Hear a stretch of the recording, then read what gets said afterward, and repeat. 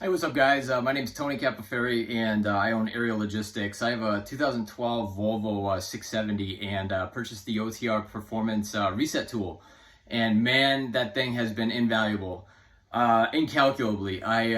From being able to reset my codes and just kind of like sometimes you hit a bump in the road and you don't know if it's something serious or if it's a short. Or if it's something ongoing, you're able to reset the codes and get kind of a clear slate and see what kind of keeps coming up. To doing a force regen, I've had to do that a couple times. Two, I had my truck at the dealer to get worked on, and they had said that they couldn't clear the codes or something like that. They needed to do all this extra work on it.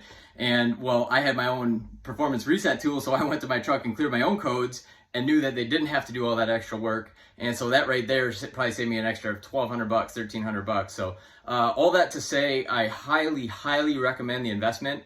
It is paid for itself probably 4 or 5 times over, 3, 4, 5 times over at least.